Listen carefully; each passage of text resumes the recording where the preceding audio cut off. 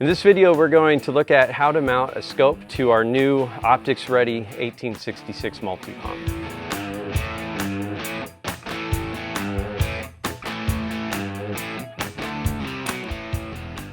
All right, so we've updated the 1866. It now has a dovetail rail, which means you can mount a scope to it. So let's take a look at how to do that.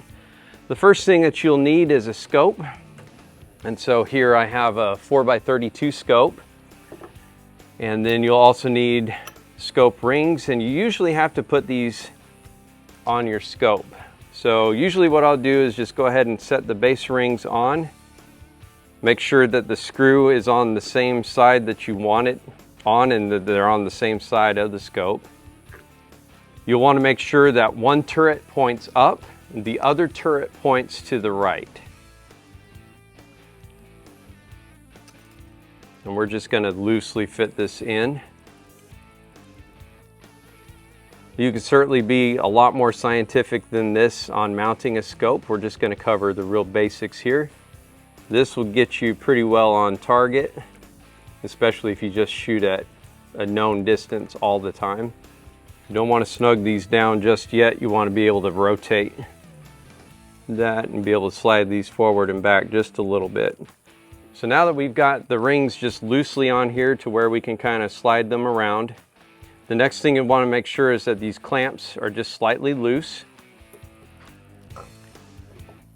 And then if I have the left-hand side of the gun facing down, you want to make sure that one turret points up, one turret points to the left, and we're basically just going to slide that onto the dovetail rail. Once you've got that on there, you can now just gently clamp these down. All right.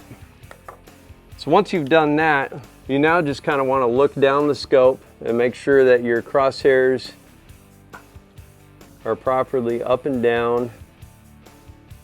Again, you can go really fancy with a level and things like that. We're not going to get into that here. And then make sure that it's moved far enough back that you get the proper eye relief. So you don't have to go in or way out. You want to make sure where you comfortably hold the gun, it brings the picture into focus. And that looks pretty good right there. So now that I've got that, I'm going to go ahead and just tighten everything down. Again, if you want to be fancy, you can use a screwdriver that properly sets the torque, and then you just follow the scope manufacturer's recommendation. All right, so now we got the scope on there. It's not going anywhere. Eye relief is good. One thing you will find is, you're gonna, instead of being hunkered down like you would with a lever action, normally you use an iron sights, you're gonna get more of a chin weld with this.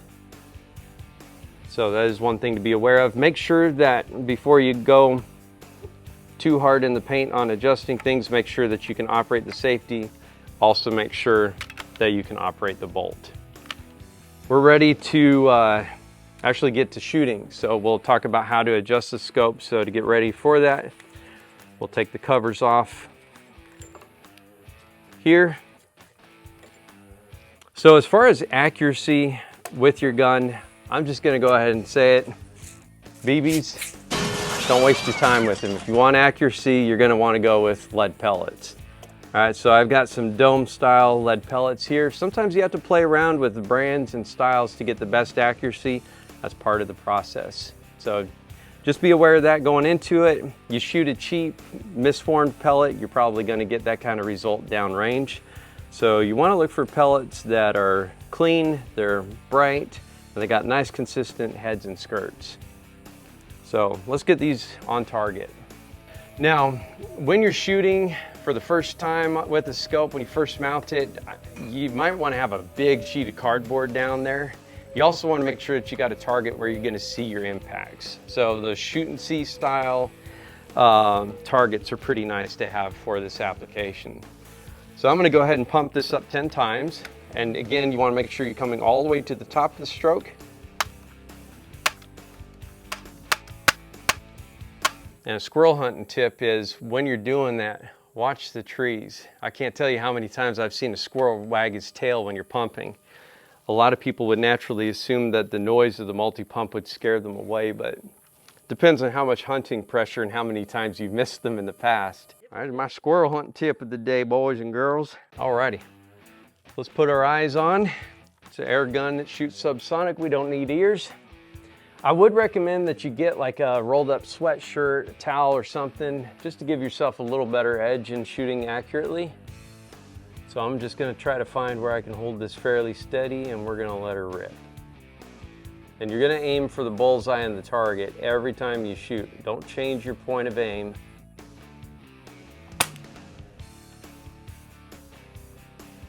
And it looks like we hit high and to the left. So let's talk about how scope adjustments work. So we're gonna remove these caps. And you'll see on most of the scopes that are going to be kind of, you know, in the price range that it would make sense to put on this gun, they say that one click is 1/4 inch at 100 yards. So if we've reduced the distance by 1/4, we have to multiply the number of clicks by 4. And so if I want to move 1/4 of an inch at 25 yards, I have to click in the indicated direction 4 times. And just eyeballing that, I'm about 2.5 inches high, and I'd say that's probably about 4.5 inches to the left.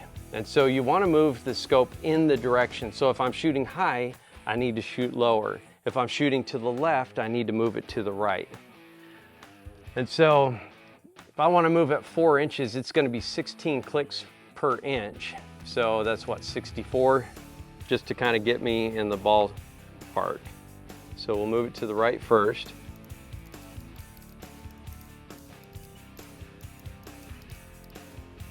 All right, did I count that right? And then the next thing is to go ahead and lower it, and we'll do 32. All right. So in theory, that should get me really close to that bullseye. Let's see how close it got me.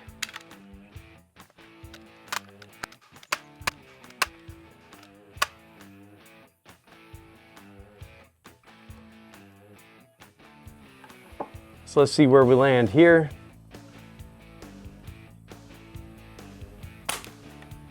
All right, so it looks like I may have miscounted. We definitely came a little further to the right than we wanted to. And it looks like the elevation didn't change at all.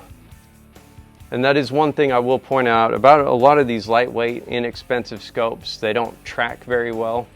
So this isn't always as precise as we would like it to be. So just keep that in mind. But again, you can see we're a lot closer to the bullseye this time than we were the last time. All right, let's do that again.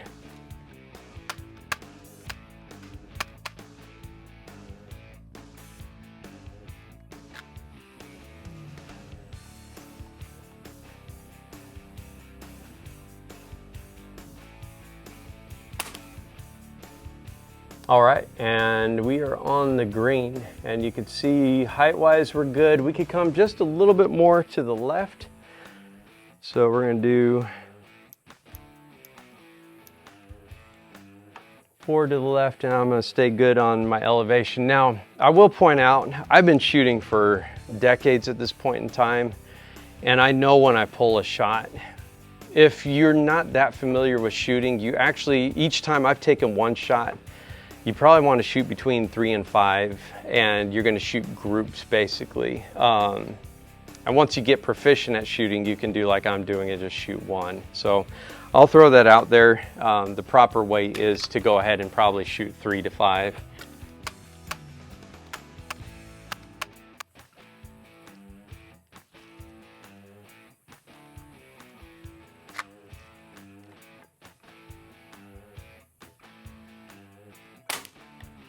All right, and that is good enough for me. That's how you sight in your gun. It's not too difficult of a process. Just keep in mind, you know, if you change your range from what I did, like if you're at 10 yards, you're really gonna have to crank on the turrets.